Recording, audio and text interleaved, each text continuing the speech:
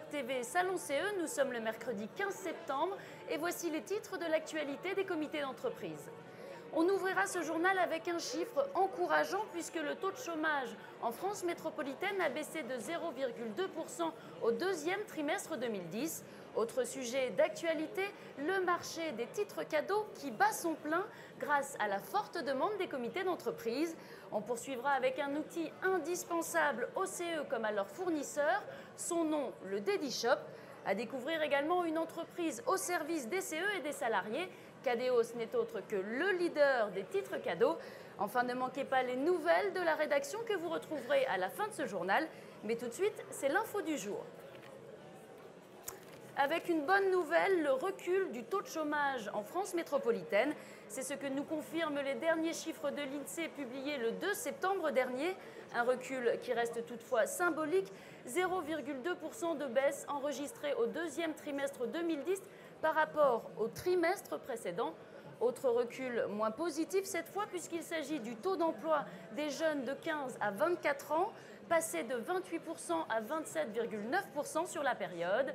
En revanche, les 55-64 ans ont vu leur taux d'emploi progresser de 0,4 points au deuxième trimestre 2010. Enfin, dernière précision, on constate un recul des contrats à durée indéterminée au profit des CDD. Et on en vient à notre dossier du jour consacré au marché des titres cadeaux. En pleine expansion depuis une dizaine d'années, les titres cadeaux connaissent un grand succès tant auprès des particuliers que des comités d'entreprise. Car ces chèques, cartes et coffrets cadeaux sont l'assurance de faire plaisir. La France est d'ailleurs le deuxième pays européen derrière l'Angleterre en termes de volume d'affaires. Distribué dans l'Hexagone par les entreprises et les CE depuis le début des années 80, le titre cadeau conquiert désormais une clientèle de particuliers. Alors certes, les ventes au grand public ne représentent encore que 8% du volume total, mais le marché des particuliers affiche tout de même une progression annuelle de l'ordre de 15%. Autant dire que les comités d'entreprise ont bien compris comment récompenser leurs salariés. Chèques, cartes et coffrets en tout genre, du sport à la gastronomie en passant par l'œnologie, le bien-être et les loisirs, tout est possible. Il ne vous reste plus qu'à passer commande. Je vous propose à présent de découvrir un outil très pratique pour échanger avec vos fournisseurs tout au long de l'année. Il s'agit de la boutique des fournisseurs de comités d'entreprise DediShop. Plus de 700 prestataires spécialisés auprès des CE vous proposent ici leur service en ligne. Alors retenez bien cette adresse web www.salonce.com/DediShopCE. Elle peut vous être utile. Retour à présent sur le marché des titres cadeaux qui est, vous le savez à présent, en plein boom. Cadeos, la société leader du secteur, avec des chèques, boîtes ou cartes à cadeaux, répond à toutes les demandes des comités d'entreprise qui souhaitent faire plaisir à leurs salariés. Mais place maintenant à notre actualité en bref. Et on commence par un ouvrage indispensable à tous les élus, Memento, le manuel de référence des comités d'entreprise. Il traite de l'actualité des CE et les guide tout au long de l'année grâce à ses 40 dossiers pratiques. 75 000 membres l'ont déjà adopté.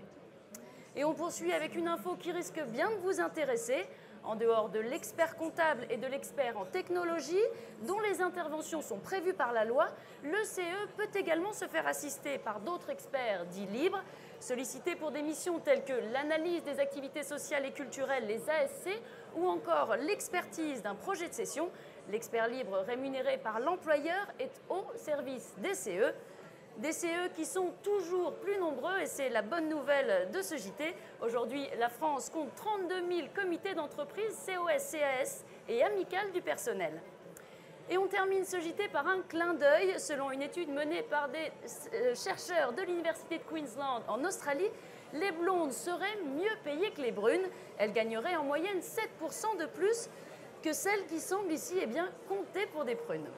Voilà, c'est la fin de ce journal Salon CE en direct du salon des comités d'entreprise. On se retrouve dans quelques heures pour une nouvelle édition.